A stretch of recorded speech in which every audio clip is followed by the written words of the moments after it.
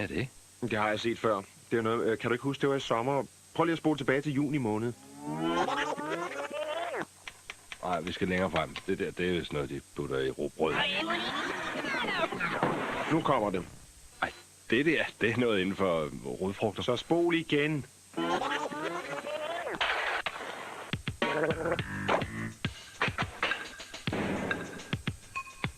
Jeps, det var det, jeg sagde. Sagde du, sagde? Hva? Ja, det var det, du ikke sagt. Det gjorde jeg, da du sagde at snakke om råbrød. Nej, det er overhovedet. Gjorde du da? Nej, hvornår er det? Hov. Det er da noget nyt. B siger I, SA siger L, L siger V og G siger A. Det siger Ilva udsalg. Hvad siger du så? Vi siger U, D siger I, SA siger L, L siger V og G siger A. Ilva siger udsalg, og vi siger velkommen.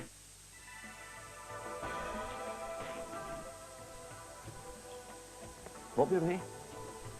Den? Hvor er det lang tid siden, du har haft den på? Nuposlank.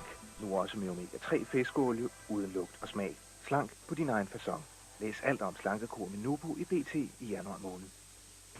I want to go to Vietnam, and I'll die there if I have to. Oliver Stone modtog en Oscar for bedste instruktion, og Tom Cruise blev nomineret til en Oscar som bedste skuespiller i den grusomt realistiske antikrigsfilm Født den 4. juli. Se denne og mange andre store klassikere her på Filmkanalen.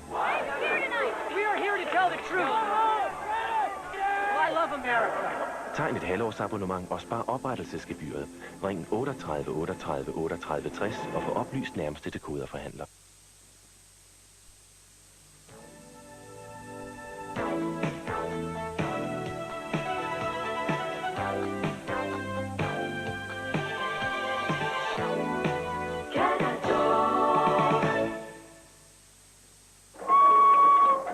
Nu har du muligheden for at opleve en ægte klassiker, instrueret af John Huston. Katharine Hepburn er den snærpede missionær, der af omstændighederne bliver tvunget ud på en farlig færd, sammen med en meget frisindet flodskipper, spillet af Humphrey Bogart. Men farefulde oplevelser skal få det ellers umage par til at nærme sig hinanden.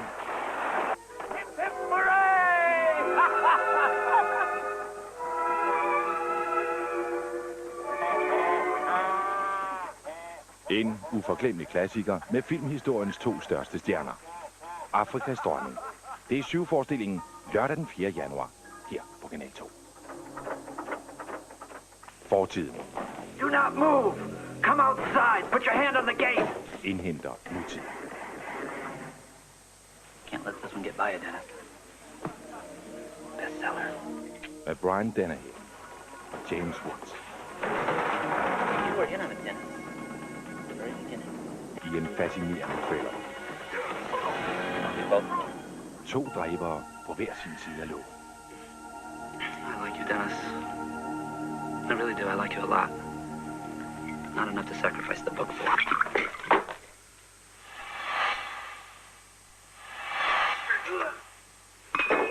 You like him, don't you? Cleve, I mean. Yeah. And you're going to arrest him? Yeah. What makes you better than they are? Now, do you know what I want? I want a copy of the manuscript. Bestseller i 7-forestillingen torsdag den 9. januar her på Kanal 2.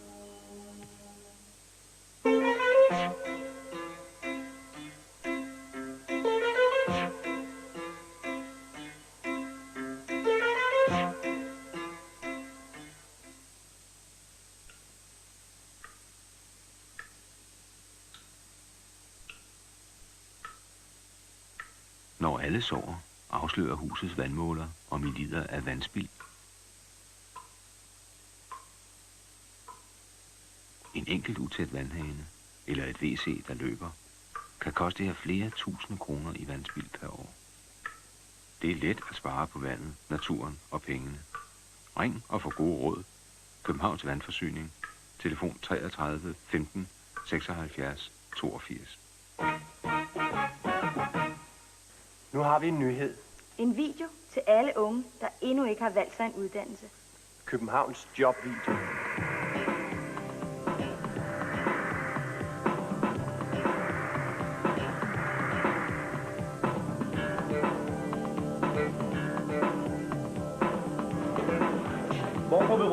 Den vej. Vi har 100 jobvideoer om alle mulige uddannelser. Og erfarne vejledere i ungdomsinformationen og hos skole- og ungdomsvejledning i København. Hvis du endnu ikke har valgt en uddannelse, Så skriv, ring eller kig ind til en af de 4 ungdomsinformationer. For eksempel Ungdomsinformationen, Rådhusstræde 13, 1466, København K. Telefon 33 15 47 99. Eller Skole- og ungdomsvejledningen, Bellmansgade 5C, 2100 København Ø. Telefon 31 20 75 00. vi glæder os til at tale med dig.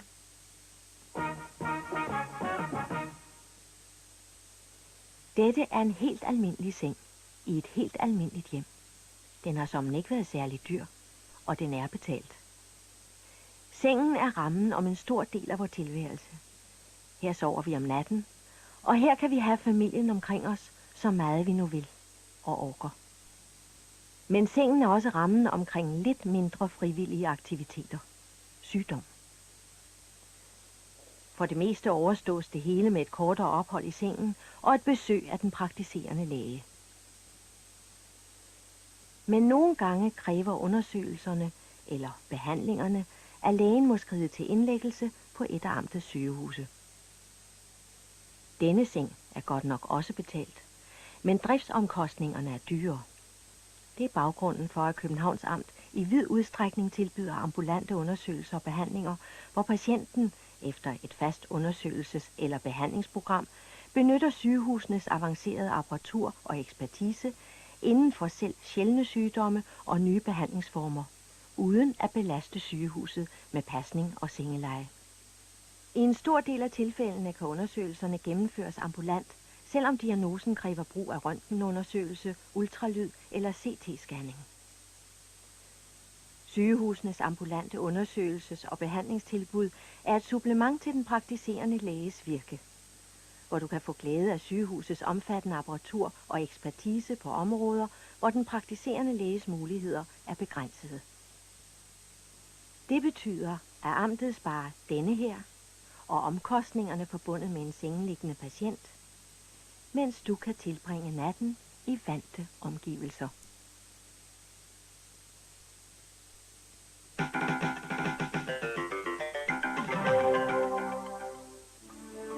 Der tales stadig mere om informationssamfundet, hvor kommunikation foregår mere og mere præcist.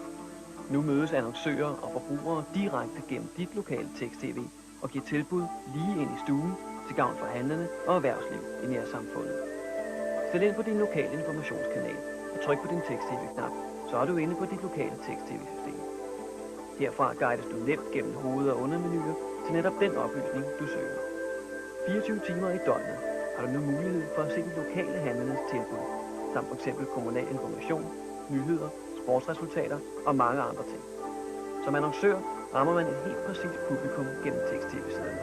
Og Infomedies konsulenter står selvfølgelig til rådighed, også når det gælder idéer til opsætning af siderne. Send eller fax din renskrevne tekst ind til Infomedia og sid selv hjemme ved dit eget tv og godkend prøveopstillingen. Fremtidens integrerede informationssamfund er nemlig lige om hjørnet i dit lokalområde.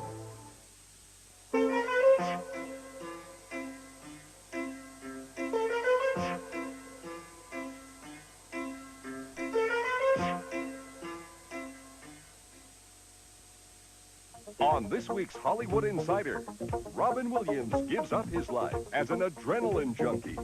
Suzanne Summers' personal journey from tragic childhood to a successful comedy star. How Dear John star Jane Carr escaped the dead-end streets of working-class London. Plus, an inside look at music's ultimate survivor, Frank Sinatra. From Universal Studios Hollywood, Hollywood Insider.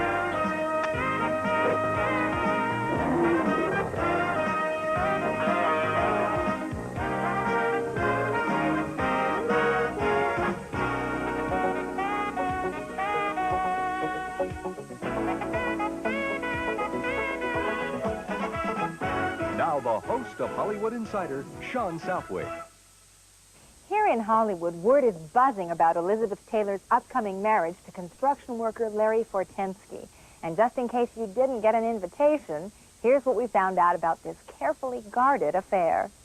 The couple will be married at Michael Jackson's 17,000-acre estate in the Santa Ynez Valley. Ronald and Nancy Reagan will be attending, and Taylor will be given away by two Michaels, Michael Jackson and her elder son, Michael Wilding.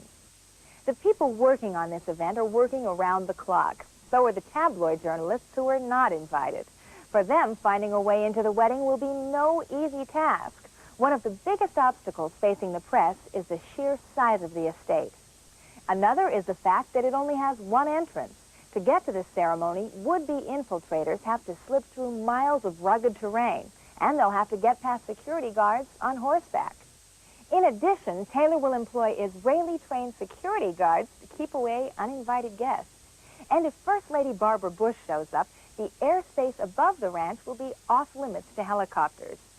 So while Taylor and Fortensky see this wedding as an opportunity of a lifetime, for the tabloid press, it's looking more like Mission Impossible.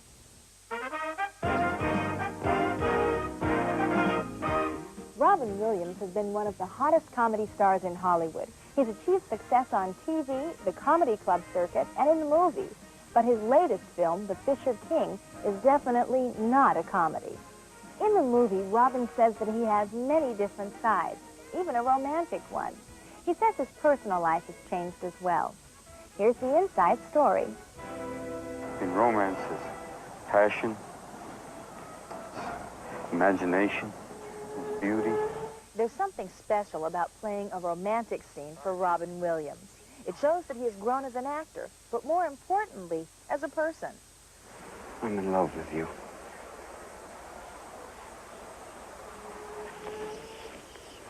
I love you.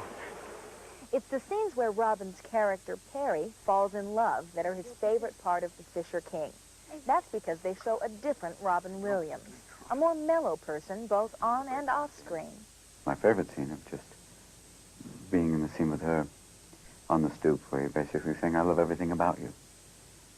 Which is what, you know, it's so wonderful when you have that type of love, when you have someone who can love you for everything of who you are. And they say, I love all the good things that you think are awful. I love those things. They call him Colonel Gaddafi. Sounds like he should have a chain of terrorist chicken stores. Come on down to Colonel Gaddafi's Bomb in a Bucket. Come on down. Robin Williams became famous making people laugh with his zany stream of consciousness humor. But Williams eventually realized he was stunting his own growth in life by remaining just a comedian. I was just avoiding dealing with it, part laziness, part not wanting to emotionally, you know, grow up with it. Just wanted to keep, you know, playing, doing all these different things. Behind it, you have to say at certain points, deal with this, deal with what's missing in your life. You said that you used humor to hold people down. Oh, yeah, you can use it, and I still do sometimes. It's a great defense. It's also a great offense if someone's being nasty, to really cut the hell out of someone. You know, if someone really starts to, you can be sarcasm is a weapon. Although he was a hit in Good Morning Vietnam, that film played on Robin's own manic humor. With Dead Poets Society and Awakening, he experimented with a more serious approach. In The Fisher King, it all comes together. Williams has mellowed.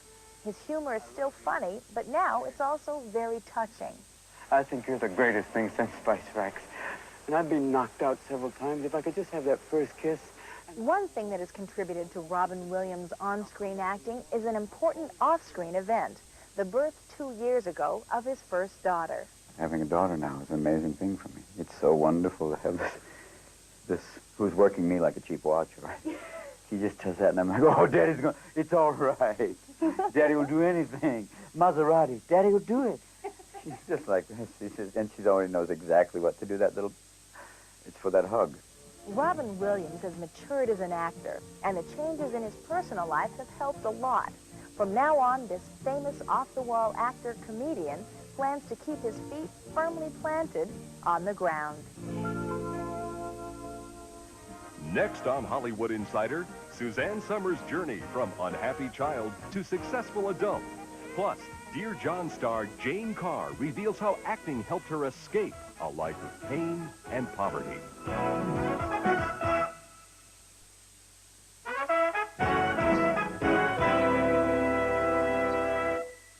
Terminator 2 proved once again that Arnold Schwarzenegger is Hollywood's macho movie king. But the current buzz around town is that for his next project, he may be shedding his tough guy persona. Insiders say Arnold's next movie might be one of 2 offbeat comedies. In Sweet Tooth, Schwarzenegger would play the Tooth Fairy. The premise is Arnold's father confesses on his deathbed that he was not really a pet groomer, but a closet tooth fairy. Apparently, this secret duty is passed from generation to generation, so Schwarzenegger's character must carry on the family tradition as a tooth fairy. In another possible film role, Arnold would bulk up his stomach instead of his biceps to play someone who's pregnant. Sources say Arnold is seriously considering a script titled The Germinator, about a man who finds himself in this unlikely condition. However, the seeds for this movie are not yet fully planted. That's because Schwarzenegger is reportedly asking for $20 million to play the expectant hero. But if this project does come off, it will mean an incredible stretch for the movie's ultimate muscle man.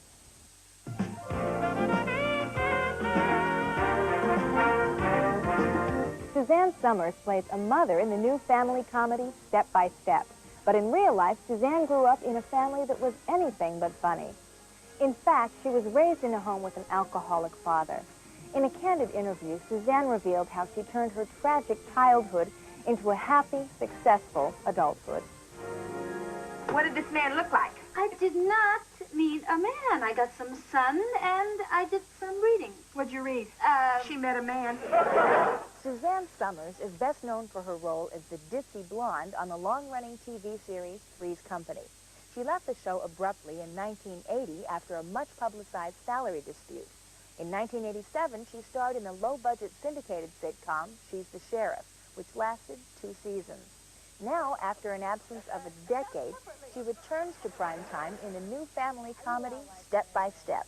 I've missed being on television. I love to act, and I particularly love to do comedy, and this is an opportunity with the great producers, great writers, great co-star, the network where I had my most success, so it felt lucky. However, growing up, Summers wasn't so lucky. In 1988, she published her autobiography, Keeping Secrets. In the book, she revealed her troubled childhood as the daughter of an abusive, alcoholic father. The book was made into a TV movie that just aired on ABC. The movie was really to share and hope that people would be helped. It's a process. You go back, relive it, so you can understand it. And when you understand it, you can let it go. And when you can let it go, you can forgive. And then you can move on with your life. Forgiveness is a very, very crucial part of the whole healing process. Suzanne has found a way to forgive and move on with her life. But she also realizes that many others are not so fortunate. There are many, many children of alcoholics who commit suicide. And if only they had somebody who could have said, it's not your fault. And what you need to do is retrain yourself about the way you feel about yourself. Today, Suzanne is happily married and a successful nightclub performer, author, and TV actress. In her new primetime series, Step by Step, Summers plays a hairdresser and single mother who abruptly marries one of her customers. The customer is played by former Dallas star Patrick Duffy. We've gotten married and our kids haven't even met. So we'll introduce him. What time does school get out? Summers' return to primetime is just one of her many triumphs. But possibly the biggest was turning the negative aspects of her childhood into a positive outlook on life. I think every single thing that comes your way in life, you got to keep looking at it as, what can I learn from this? How can I grow from this? How can I turn this into an opportunity? And I don't see my childhood as a negative anymore. I see it as an opportunity. Well, Frank, I'm just afraid that our relationship is purely sexual. Well, we can build on that. Paul Simon's recent concert in New York's Central Park electrified over 750,000 fans. It also sparked another episode in the ongoing bickering friendship between Simon and his former partner, Art Garfunkel. Sources say Simon made it clear from the beginning that he would not be inviting Garfunkel to perform with him. This apparently upset Garfunkel, and he gave a number of interviews to express his feelings. Reportedly, he told one newspaper, "I'm not good enough to be invited." He also added that Simon might feel diminished having to share the spotlight. What's ironic about this feud is that it was Garfunkel who made the decision to split up the duo in 1970. Sources say he wanted to pursue acting and a solo music career. However, neither were successful. On the other hand, Simon's career has flourished with the 1986 blockbuster album Graceland and his current follow-up album, The Rhythm of the Saints. In 1981, Simon and Garfunkel did team up for a triumphant reunion concert, which also was in Central Park. However, today Simon seems to have little interest in sharing the stage with Garfunkel. Sources say Art left New York for Europe to avoid being in the city the night of Simon's appearance. Apparently, he didn't want to hear Simon singing Bridge Over Troubled Waters from his apartment, which happens to be on the edge of Central Park.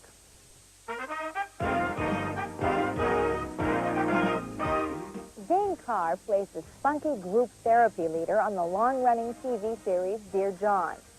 But Hollywood is a long way from the rough London neighborhood in which she grew up. In a candid interview, Jane revealed how acting saved her from a dead-end existence. It was bad enough that I was eavesdropping, and I knew that was wrong. But if I told you, that would be even more wrong. Oh, what the hell, in for a penny, in for a pound. Jane Carr's character, Louise Mercer, could very easily have come from any of London's middle or upper crust neighborhoods. But the real Jane Carr grew up in post-World War II poverty in Essex, England. My upbringing was very working class, and I can remember being very poor and post-war London. I was born just after the war. But early on, Jane was determined to escape those working-class neighborhoods. Even as a child, she wanted more, and she decided that the only way to get it was in the theater. I went to dancing school very early on and pestered my parents, and they had to scrimp and save the money to do that.